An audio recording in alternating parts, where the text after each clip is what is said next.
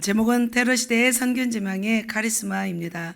오늘 등장하는 인물이 바로 누굴까요? 여선지자 드보라입니다. 드보라가 어떤 분이셨는지 또 말씀을 통해서 우리가 깨달으면서 이 시대 가운데 우리가 무엇을 취하고 어떻게 살아가야 되는지를 깨달음을 얻는 시간 되었으면 좋겠습니다. 자, 이게 뭔지 아세요? 자, 2023년 10월 6일에 오늘 또 집사님의 기도 가운데 있었지만 팔레스타인 무장 정파 하마스가 이스라엘을 공격하였습니다. 그 전쟁이 지금도 지속되고 있습니다.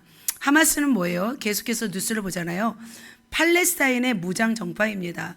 군사 조직은 알카삼 여단이라고 합니다. 그래서 하마스를 이끄는 사람이 있는데 그 리더가 무하마드 데이프라는 사람이 돼요. 58세더라고요. 그는 이스라엘에서는 최악의 테러리스트예요. 하지만 팔레스타인에서는 지금 어떻게 보고 있어요? 영웅으로 보고 있습니다. 그래서 무장 정파가 이렇게 엄청난 전쟁을 하면서 지금 사상자를 내고 있습니다. 그동안 이 하마스 조직은 지하에서 운동했어요. 그리고 이 운동하면서 이 일을 계획했습니다. 몇 년 동안 계획했냐면 2년 동안 계획했어요. 세계 최고 수준으로 알려진 이스라엘의 정보기관 모사드의 감시망을 피하고서 이 기습 작전을 펼쳤습니다. 그래서 그는 마쿠에서 피해 다니면서 도망 다니면서 2년 동안 이 일들을 설계했습니다. 그리고 이스라엘 공격하면서 이런 말을 했다고 합니다. 우리는 신의 도움으로 이스라엘의 압제를 끝내려고 한다 하면서 일명 무슨 작전이요? 아라크사 폭풍 작전이라고 합니다. 그러면서 이 하마스는 어떻게 했어요? 무장, 납치, 막 아이들도 막 무차별하게 살해했습니다. 여인들도 막 끌고 다니면서 막 차에 태우고 그리고 막 산채로 불에 태우기도 하였습니다. 엄청난 민간인 사살을 하면서 이스라엘 내에 엄청난 큰 공포로 이렇게 이어지게 했습니다. 근데 이러한 하마스의 공격에 대해서 이스라엘은 어떻게 했어요? 이스라엘은 같이 맞부딪혔습니다. 어떻게 대처했어요? 하마스의 이 잔인한 공격 가운데 당하기만 하지 않았습니다. 이스라엘의 총리가 베냐민 네타냐후는 강경 대응을 하고 있습니다. 그러니까 이스라엘도 가만 있지 않았어요. 그러면서 이 가자지구 보면은 가자지구가 어디냐면 이스라엘 밑에 왼쪽 지중해 밑에 가자지구예요. 과거 이 가자지구는 제가 계속 말씀을 드렸지만 어디였어요? 어디? 블레셋 지역이더라고요. 가만히 보니까. 지난주 제가 블레셋 지역에 누가 일했어요? 사사로 삼손이 일했잖아요. 삼손을 통해서 많은 블레셋인들을 죽이는 것을 볼 수 있습니다.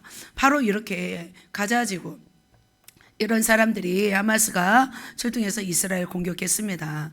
그래서 이 하마스의 전쟁은 정말 뭐 중동 전쟁으로 번질 수 있다는 그런 우려를 자아내고 있습니다. 그러면서 수천 명이 죽었습니다. 수만 명이 부상자를 입었고 가자지구 사람들은 지금 100만 명 이상의 피난민이 발생하기도 하였습니다.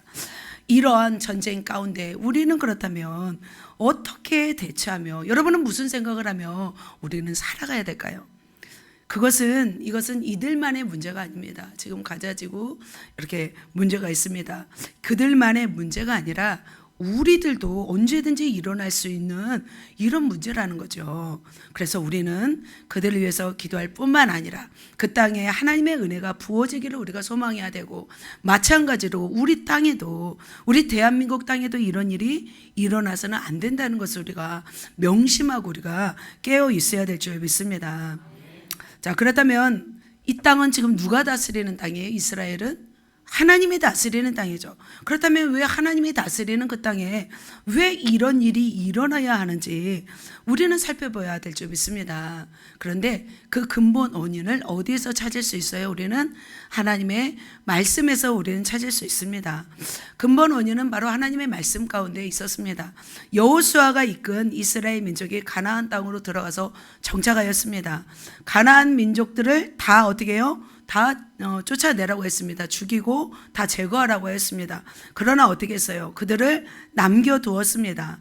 하나님의 명령을 어긴 이스라엘 백성들이 우상을 숭배하고 하나님을 떠난 죄악의 삶을 살아갈 때마다 누구를 통해서 이스라엘을 하나님이 제압했어요?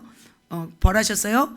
주변 국가들을 통해서 모압, 암몬, 블레셋 많은 에돔 족속 다 아람을 통해서 계속해서 공격하여서 그 이스라엘 백성들이 죄를 회개하고 주께로 돌아오기를 원하셨어요.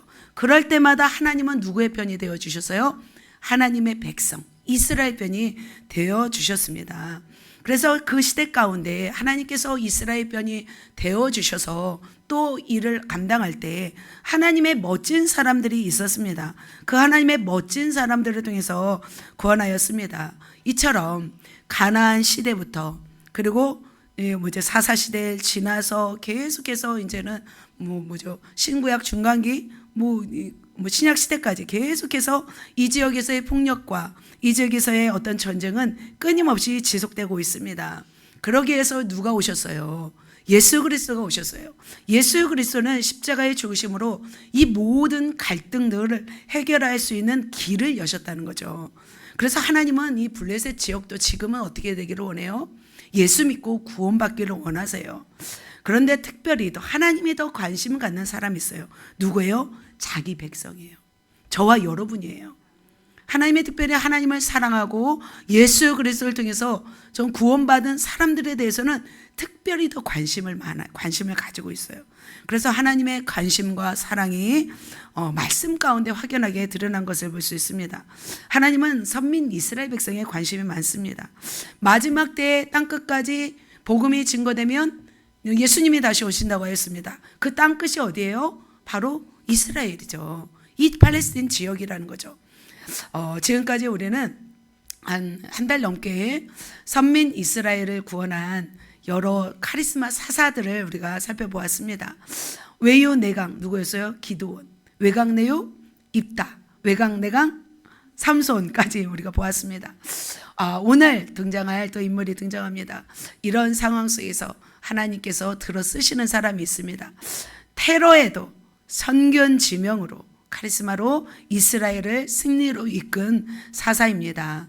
그녀는 승리의 전쟁 이전에 무엇으로 활동하고 있었냐면 선지자로 활동하고 있었습니다. 그래서 백성들이 그에게 나아가서 상담하였어요. 그러면 많은 내용들을 그가 상담하고 또 재판하였습니다. 그녀는 통솔력이 있었습니다. 그래서 가나안으로부터 구원을 시도할 만큼 나름대로 여유가 있었던 사람입니다. 근데 그 특징을 보면은 구약 시대에는 보통 여자는 거의 쓰임 받지 못하잖아요. 주로 힘이 강한 남자를 통해서 일을 했는데 특별히 드보라는 여자였습니다. 여자인 거로 어떻게 보면 전쟁에 나가서 설 수 없는 그런 연약함이 있었습니다. 전쟁에 능한 자가 아니었습니다. 그렇죠? 삼손은 뭐가 있었어요? 괴력이 있었잖아요. 그리고 머리가 천재였잖아요. 입다는 어떻게 했어요? 입다도 아주 탁월했죠. 그죠? 그래서 에브라임 지파 와서 시비 거는 에브라임 지파도 쉿볼렛 발음해가지고 다 이렇게 죽였던 것도 볼 수 있습니다. 에웃 같은 용사도 아니었어요. 소모는 막대기로 600명을 죽인 삼갈보다도 사실 드보라는 힘이 없었어요.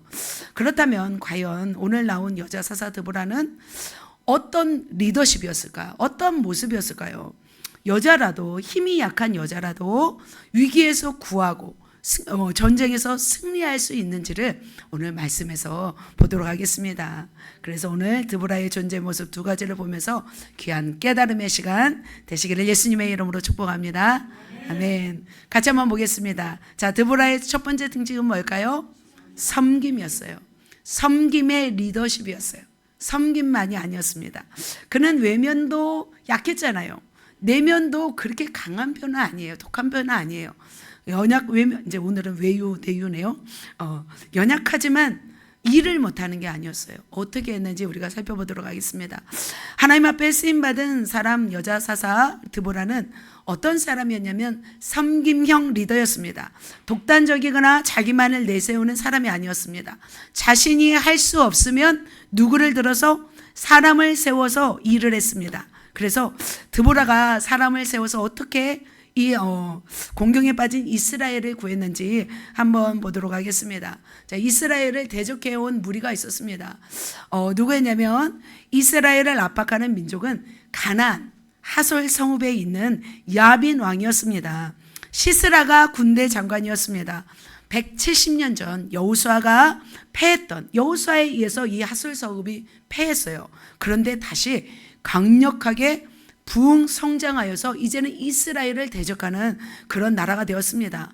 이 시스라는 철병거 900승을 이끌고 무깃도에서, 이제 지도를 보면 무깃도 보이시잖아요. 무깃도에서 북서쪽으로 가서 활동하였습니다. 그들은 어떻게 했냐면 이스라엘을 송두리째 몇 년간? 20년간 지배할 수 있었습니다.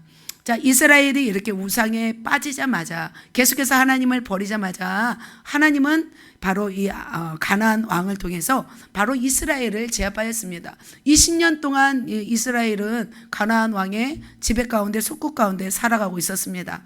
그런데 그들은 바로 속국으로 만들고 나서도 가만히 있지 않았어요. 어떻게 하냐면 다볼산에 모여 있는데, 바로 시내산 기송강을 건너서 다볼산으로 진격해 오려고 바로 이 군대가 모집하였습니다. 군대 장관 시스라가 이끄는 철병거 900승을 이끌고 이스라엘을 이제는 괴롭히기 시작하였습니다.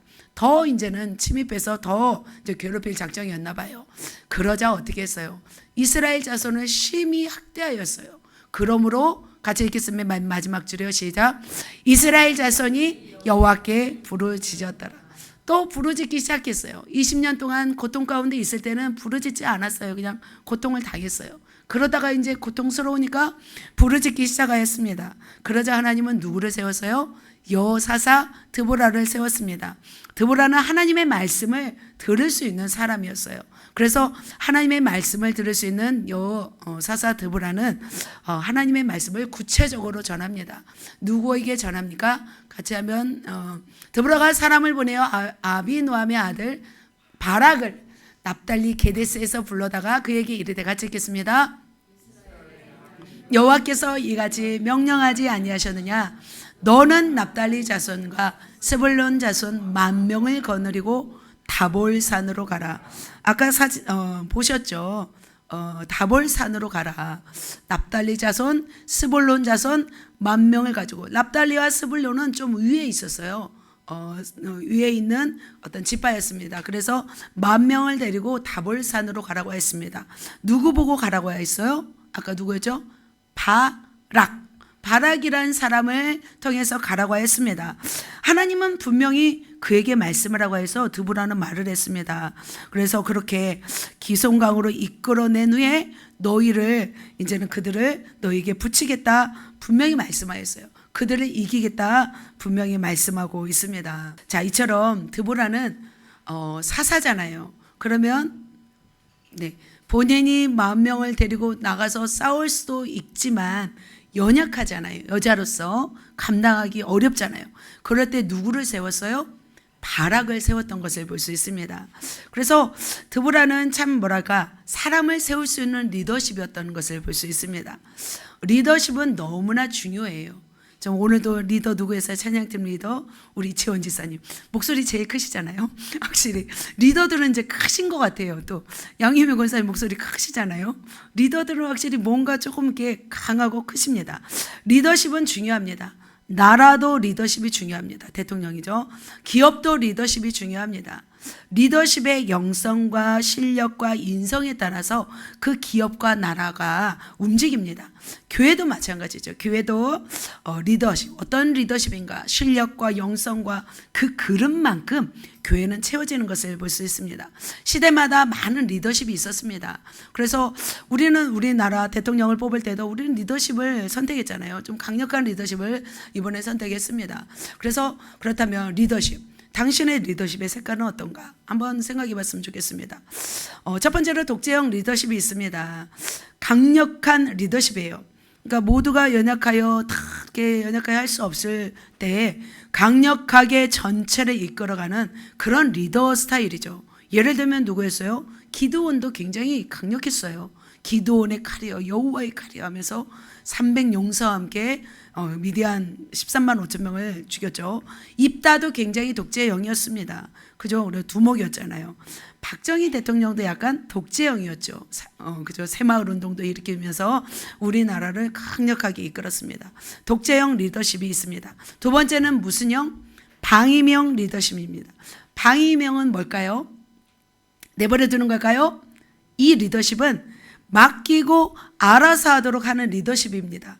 그래서 각자에게 맡겨진 부분에서 성과를 요구하는 그런 리더형이에요. 그래서 삼성가는 약간 이런 스타일이더라고요.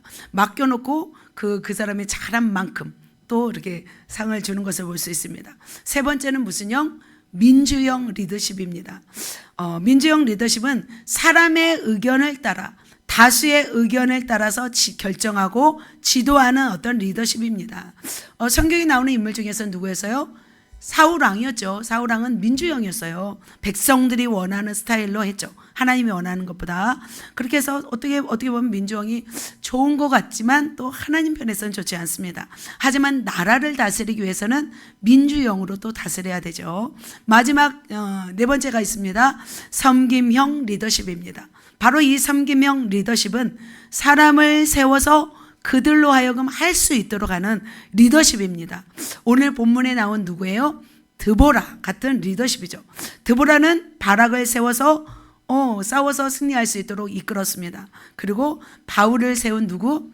바나바와 같은 리더십이 바로 섬김형 리더십입니다.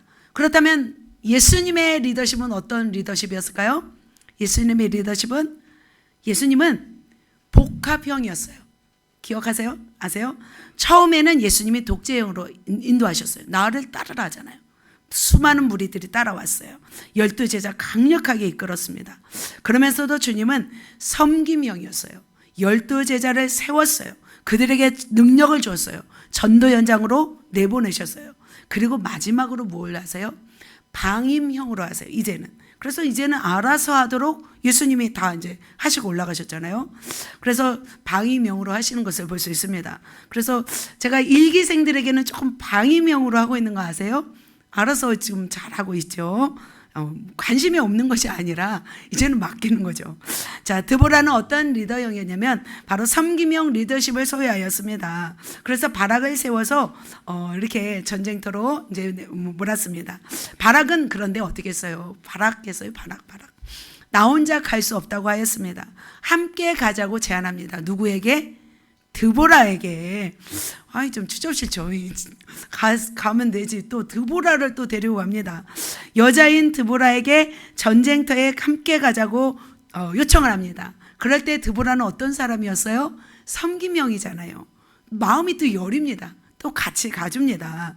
그래서 드보라와 바락은 함께 다볼산에 오릅니다. 그러자 시스라는 어떻게 했냐면 모든 인원들, 모든 백성들, 그리고 철병거 900대와 함께 기손강으로 모읍니다. 그래서 산으로 철병거가 오르기가 힘듭니다. 그래서 시스라는 이 기손강에 모여서 다볼산에 오른 바락과 1만 명의 군대가 내려오기만을 기다리고 있었습니다. 그런데 산에 올랐잖아요. 다볼산에 다 올랐잖아요. 1만 명이. 그런데 하나님이 여기서 명령을 합니다. 무슨 명령을 할까요? 무슨 명령을 할까요? 자, 같이 읽겠습니다. 시작.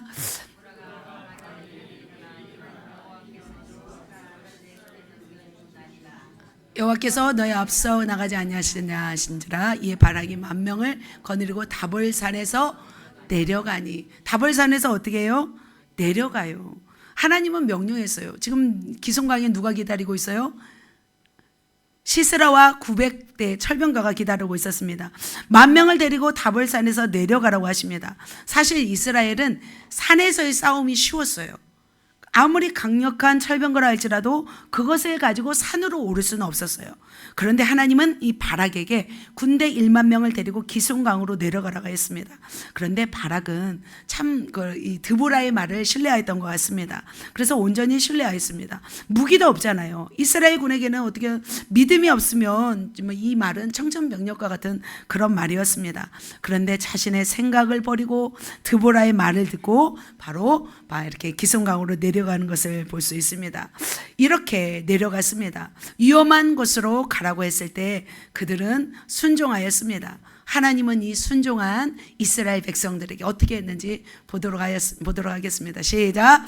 여호와께서 바락 앞에서 시스라와 그의 모든 병거와 그의 온 군대를 칼날로 혼란에 빠지게 하시매 시스라가 병거에서 내려걸어 도망한지라.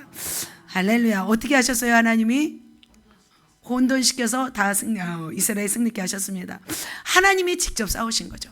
이제 믿음으로 순종하니까 하나님이 직접 싸우신 것을 볼 수 있습니다. 그때 하나님은 이곳에 폭우를 내리셨대요.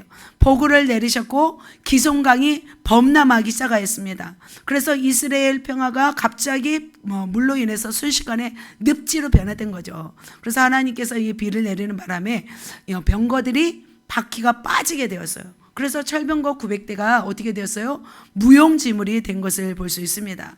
그의 군대를 온전히 칼날로 혼란케 하신 것을 볼 수 있습니다. 자, 드보라의 리더십을 보면 뭐냐면 바락을 세웠죠. 그리고 그가 순종할 수 있도록 돕는 역할을 하는 것 같아요. 드보라의 역할은 드보라가 싸운 것이 아니었잖아요.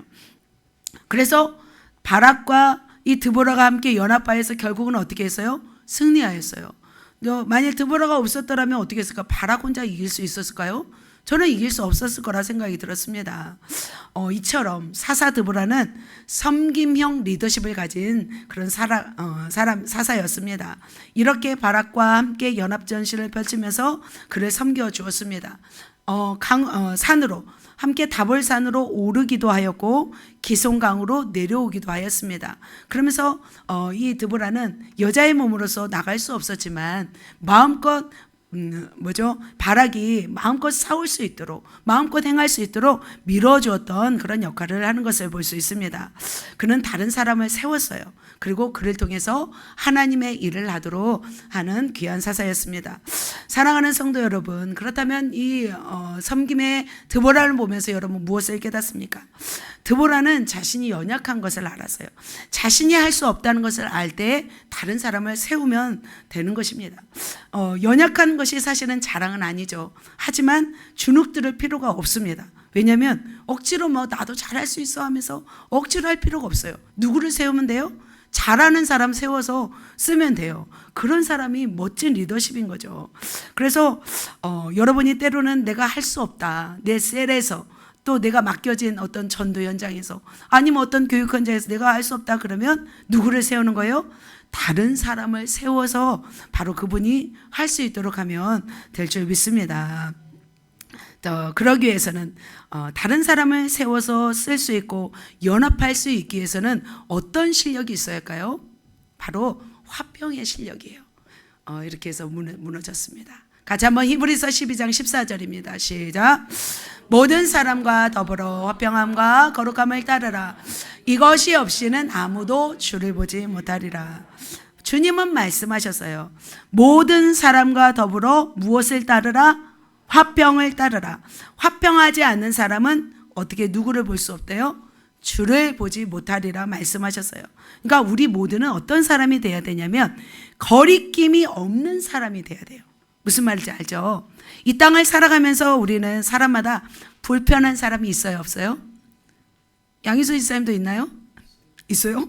없는 줄 알았는데 모든 리더는 이런 것 같아요. 모든 리더는 사람을 대할 수 있는 수용성이 넓은 넉넉한 그런 그릇이 돼야 된다고 저는 말씀드리고 싶습니다.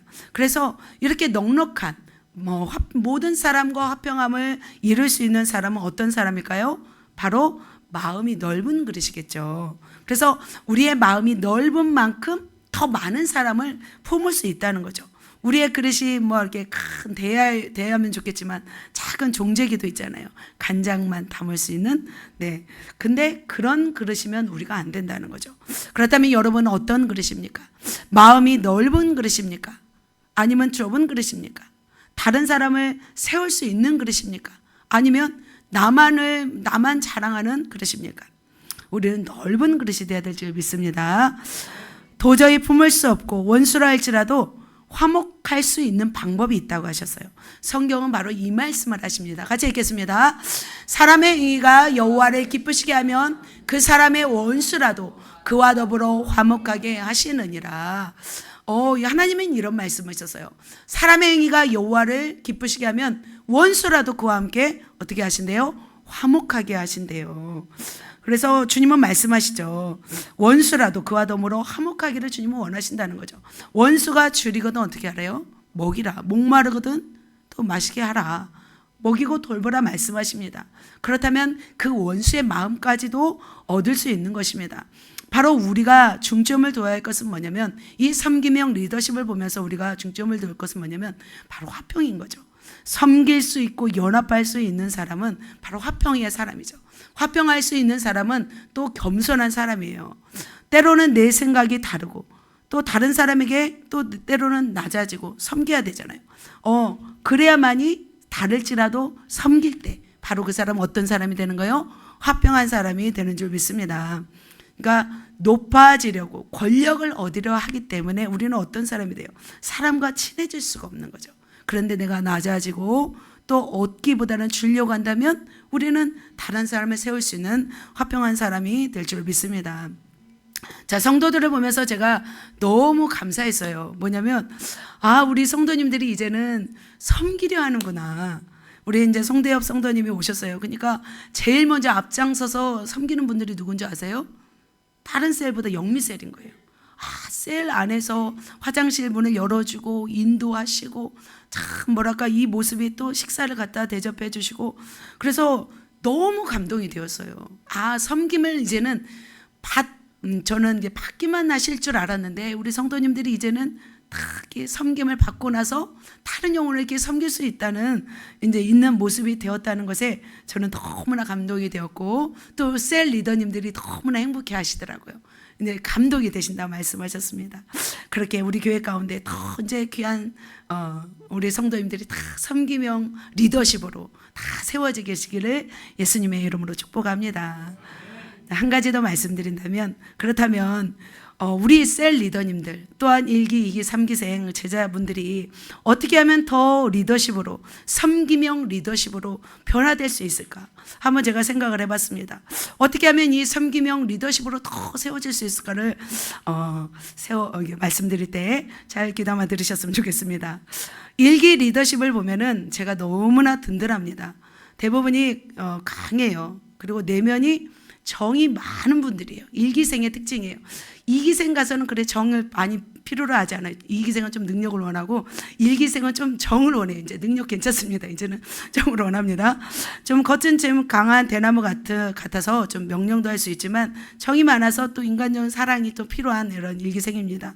참 착하시고 강한 분들이신데 이분들이 꺾이셔서 이제는 훈련된 셰퍼드 같이 그런 군사가 되셨습니다. 이분들의 특징은 뭐냐면 하나 알면 하나 행하세요. 그게 너무 신기해요. 하나를 알면 그것을 전부로 알고 행하는 모습에 정말 어떻게 보면 용감한 그런 분들이십니다. 어떻게 보면 불도저들 같으세요. 불도저들 같으세요. 적은 능력을 가지고도 최선을 다하면서 충성하고 고군분투하세요. 그러니까 계속해서 일기생들은 성장해 가요. 계속해서 성장해 가고 있습니다. 일기는 섬길 수 있는 힘이 있어요. 지금까지 사실은 우리 교회가 여기까지 온 것은 일기생이 없었으면 여기까지 못 왔어요.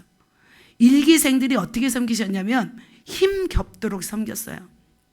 힘겹도록 교회를 세우셨고 영혼들을 섬기셨습니다. 그래서 저는 너무나 감사하고 여러분을 듬직하게 생각합니다. 그러나 한 가지 부탁드립니다. 뭘 부탁드리냐면 이제는 힘들다고 멈추면 안 돼요. 멈추면 안 돼요. 그래야 어떻게 되냐면 힘이 커져요. 그 힘을 가지고 이제 계속 나 힘들었으니까 쉴래 이게 아니에요. 이제는 그 힘을 가지고 2기생, 3기생, 4기생 우리 성도들을 어떻게 해야 돼요? 더 섬기셔야 돼요. 그러면 어떻게 될까요? 이게 커져요. 저도 이제 5시간, 7시간 이제 목회자들 오시면 이제 상담하고 기도하고 사역을 했어요. 근데 놀라운 건 뭐냐면 해지더라고요. 하면 쓰러질 것 같잖아요. 안 쓰러지더라고요. 근육을 키워주시는구나. 마찬가지예요. 일기는 할 수 있는 힘이 충분히 있어요. 그렇다면 여기서 멈추지 마시고 계속해서 전진해 나가신다면 강력한 섬김형 리더십이 될 줄 믿습니다. 아멘. 이기 리더십에게 말씀드립니다. 이기 리더십은 갈대 같으세요. 갈대. 갈대 한번 손 들어보실래요? 갈대. 갈대가 한 마리, 두 마리, 세 마리. 갈대가 얼마 강한지 아세요? 갈대가 옥상에 가면 긴 막대 하나 있어요. 그걸로 이제 막 타이어도 막 치는 막대기인데 그게 갈대예요. 타이어를 강타하는 아주 단단한 막대기가 갈대더라고요. 우리나라 갈대만 좀 연약하죠. 갈대입니다. 쓰러질 것 같은데 쓰러지지 않고, 그죠? 거센 바람이 불어서 넘어질 것 같은데 일어서는 생들이 바로 이기생들이에요. 그래서 굉장히 오뚜기 리더십들이에요, 이기생들은. 그래서 이기생들은 굉장히 민감하고 주님의 뜻을 기가 막히게 알아요. 굉장히 압니다. 그런데 좀 단점이 있습니다. 지멋대로가 있습니다. 지멋대로. 충성도가 낮습니다. 충성도가 낮아요. 그래서 이기는 한 번씩 막 스파크를 줘버려야 돼요. 스파크를. 이번에도 한번 스파크 줬더니 난리가 났더라고요. 연못에 어떻게 해요? 붕어떼가 있는데 그 붕어떼를 강하게 하려면 뭘 집어넣어야 돼요? 메기를 한 마리 넣어야 돼요. 그래서 이기에는 메기를 좀 한 마리 넣으면 어떨까라는 생각이 들었습니다.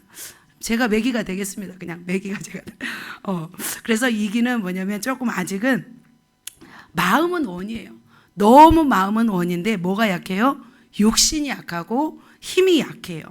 힘이 있어야 섬길 수 있어요. 사실은 섬기려고 노력하시는 분들이에요. 굉장히 섬기고 싶어 하는 분들이에요. 그리고 잘 섬기세요. 하지만 좀 더 이제 충성심과 힘이 있으면 더 잘 섬기게 될 줄 믿습니다. 그래서 충격에 조금은 반응하면서도 강하게 일어나시기를 예수님의 이름으로 축복합니다. 3기 제자훈련생은 섬김의 저력이 있는 분들이에요. 다들 한 분 한 분이 대단하신 분이에요. 섬겼던 분들이에요. 그래서 영적인 민감성도 있고 충성도 있습니다. 여러 가능성이 참 많은 분들입니다. 그런데 한 가지가 뭐냐면 훈련이 안 돼 있어요. 훈련이. 그래서 한 가락씩 하는 분들이잖아요. 그래서 가만 놔두면 배가 어디로 가요? 산으로 가요. 난리가 나요, 막. 그래서 3기생들은 어떻게 되면 꽁꽁 묶어야 돼. 꽁꽁 묶어갖고 단계별로 빡센 훈련을 해야 될 필요성이 있는 분들이 바로 3기 훈련생입니다. 그래서 이분들 중에서는 굉장히 섬김이 과하세요. 과하시고 때로는 하나님의 뜻 안에서 섬김의 훈련이 필요한 것을 볼 수 있습니다. 그래서 겸손히 배우시면 멋진 섬김의 리더십으로 잘 훈련될 것 같습니다. 사랑하는 성도 여러분, 성도들을 잘 섬길 저는 리더십을 세운다는 것은 너무나 귀한 일이라고 생각합니다. 그래서 우리도 모두가 섬김의 리더십이 되어서 서로를 섬기고 또 그래서 우리 공동체를 아름답게 세워나갔으면 좋겠습니다. 드보라처럼 그렇게 바락을 섬기듯이 사랑은 1기, 2기, 3기 제자분들 또 우리 성도님들이 다 이렇게 섬기셔서 하나님이 기뻐하는 섬김형 리더십으로 세워지시기를 예수님의 이름으로 축복합니다. 아멘. 두 번째, 그렇다면 어떤 면이 있을까요? 두 번째, 시작. 지혜 있습니다. 누가 지혜가 있어요? 드보라가 지혜가 있었습니다. 그는 선견지명 앞을 내다볼 수 있는 사람이었습니다. 바둑을 잘 하는 사람은 앞을 몇 수를 볼 수 있다고 하잖아요. 그래서 장기를 잘 두는 사람도 보면은 바로 앞에 있는 수만 보지 않아요. 몇 수를 보면서 장기를 둡니다. 옆에서 혼수를 보는 사람은 바로 그것을 또 보기도 해요. 그죠? 근데 정작 그 현장에 있는 사람은 그것을 좀 볼 수 없는 것 같습니다. 오빠는 어린 시절 저와 이렇게 장기를 많이 두었습니다. 그런데 저는 너무나 오빠랑 장기를 두기가 싫었어요. 왜 그랬냐면 제가 이겨요. 제가 이기면 오빠는 동생한테 지는 게 싫어가지고 이길 때까지 저를 하는 거예요. 그러면 정말 기억 안 나시는지 모르겠네요. 아무튼 이 드보라는 지혜가 있었고 예언이 있었습니다. 바로 본문에 등장한 드보라는 전체와 미래를 볼 수 있는 사람이었습니다. 숲을 보는 사람이 있고 나무를 보는 사람이 있잖아요. 마찬가지로 지혜가 있어서 멀리 보는 사람이 바로 드보라였습니다.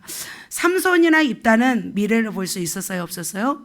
없었어요. 자신의 앞에 놓인 것이 무엇인지도 알지 못하고 밟아서 넘어지고 말았습니다. 그러나 드보라는 그렇지 않았습니다. 선견지명이 있었습니다. 그가 어떤 사람이었고 미래에 대해서 어떻게 그가 선견지명으로 이 나라를 이끌었는지 잠깐 또 한 건 말씀 보도록 하겠습니다. 자, 사사기 4장 4절입니다. 시작.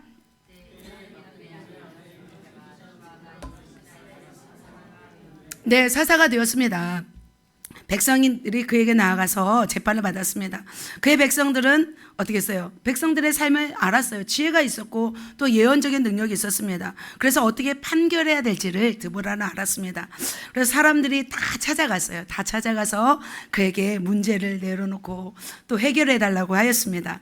그렇게 드보라는 여자 사사로 있었습니다. 그런데 그때 누가 쳐들어왔어요? 아까 가나안 왕 야빈, 시스라 철병거 900대를 이끌고 쳐들어왔습니다. 굉장히 국가적으로 어려움이 시작되었습니다. 그럼에도 불구하고 드보라는 주눅 들었어요? 전혀 주눅 들지 않았어요. 두려웠어요? 두려워하지 않았어요. 드보라는 왜 두렵지 않았을까요? 결과를 알았기 때문이죠. 결과를 믿었기 때문이죠. 4장 7절에 보면 같이 한번 읽겠습니다. 내가 야분의 군대 장관 시스라와 그의 병거들과 그의 무기를 기송강으로 이끌어 내게 이르게 하고 그를 내 손에 넘겨주리라 하셨느니라. 다 알았어요. 내 손에 넘겨주리라 말씀하였어요. 하나님의 음성을 들었기 때문에 드보라는 두렵지 않았어요. 그리고 누구를 불렀어요? 바락을 불렀습니다. 그리고 스불론과 납달리 지파에서 10,000명을 이끌어내라고 하였습니다. 그리고 시스라를 기송강으로 이끌어낼 때 시스라를 대항해서 승리할 것을 말했습니다.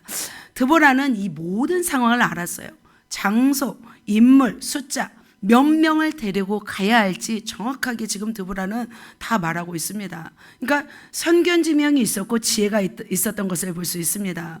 그래서 바락은 또 두려워하잖아요. 두려워해서 드보라와 함께 가기를 원하잖아요. 그런데 드보라는 함께 가자고 한 이 바락에게 한마디를 합니다. 어떤 말을 하냐면 바로 이런 말을 합니다. 이르되 내가 반드시 너와 함께 가리라. 그러나 내가 이번에 가는 길에서는 영광을 얻지 못하리니. 같이 읽겠습니다.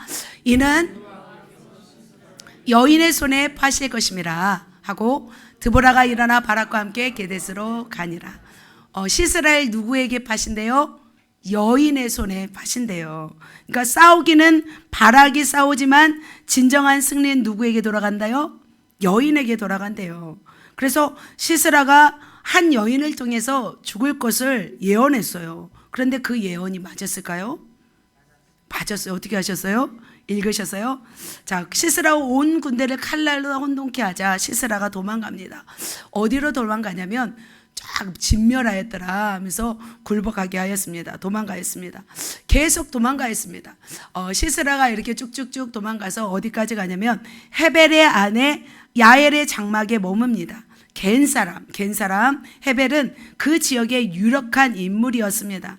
가나안 왕과도 두터운 친분이 있었던 그런 관계를 가진 사람이었습니다. 가나안의 연합군의 어떤 군대 장관이 지금 도망가잖아요. 도망가서 결국 야엘의 집에 숨게 되었습니다. 그 당시 이제 헤벨은 집에 없었어요. 남편은 없었어요.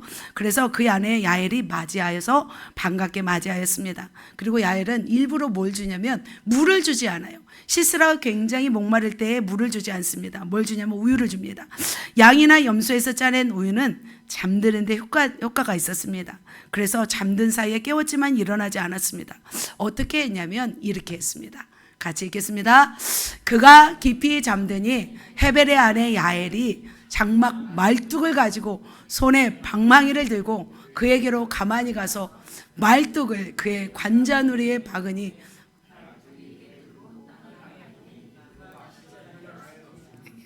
힘들죠. 네, 읽기가 힘들죠. 어떻게 죽였어요?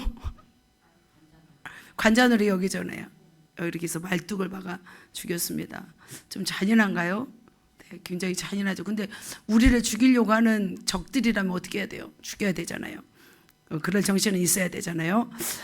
결국 이렇게 잠든 사이에 일어나서 말뚝을 박아서 죽였습니다.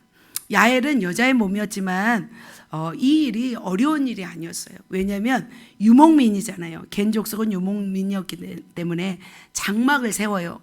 장막을 세우면 주로 뭘 박냐면 말뚝을 박아요. 그 말뚝을 누가 박냐면 여인들이 박았대요. 그래서 시스라를 침대에 쉬라고 하고 그래서 그냥 장막 말뚝 박듯이 야엘이 이렇게 박아서 죽게 한 것을 볼 수 있습니다. 그러니까 누구의 예언대로 이루어진 거예요? 바로 드보라의 예언대로 이루어진 것을 볼 수 있습니다.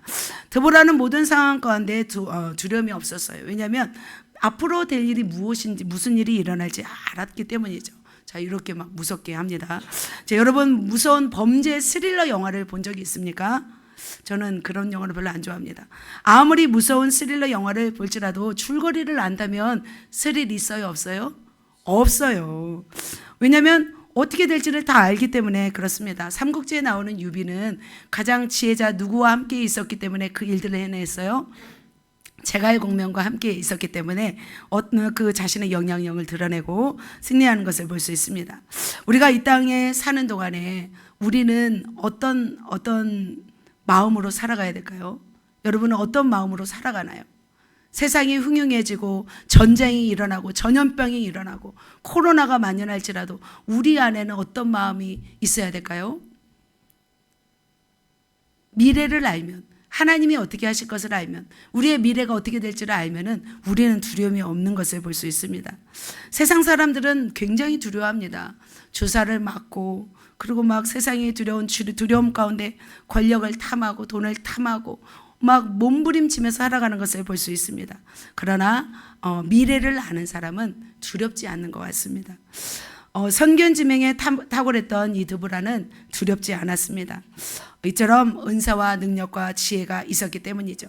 그런데 드보라는 또 어떤 면이 있었냐면 하나님을 찬양하면서 시스라의 어머니가 했던 말도 알았어요.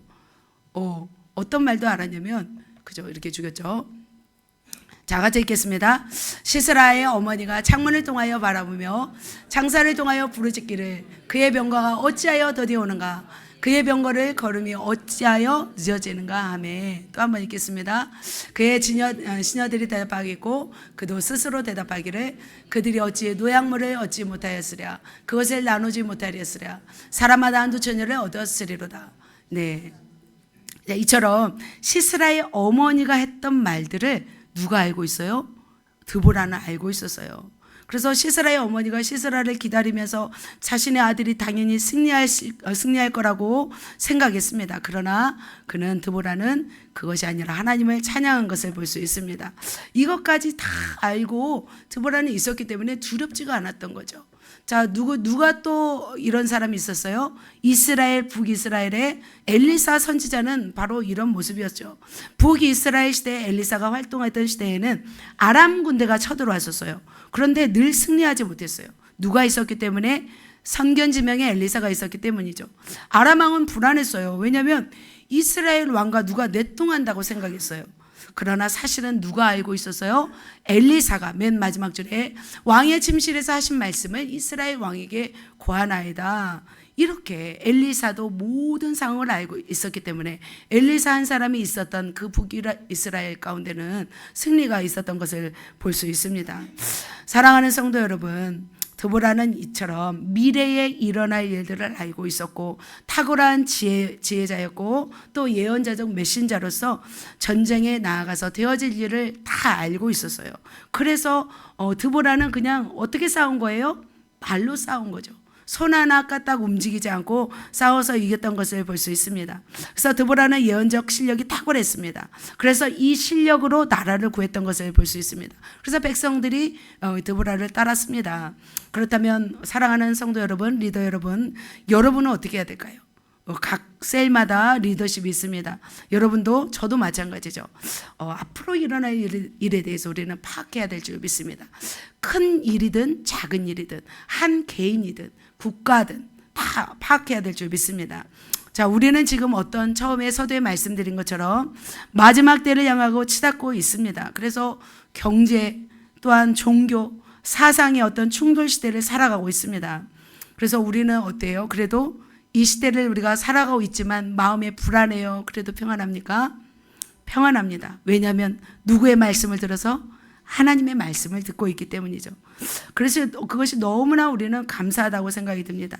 마지막 때에 일어날 일들 말씀하잖아요. 나라가 나라를 대적하여 일어나겠고 민족이 민족을 대적하여 일어나겠고 곳곳에 기근과 지진이 있으리라 말씀하셨습니다. 그래서 이 마지막 때에 너희는 깨어서 기도하라. 주님은 이렇게 말씀하신 것을 볼 수 있습니다.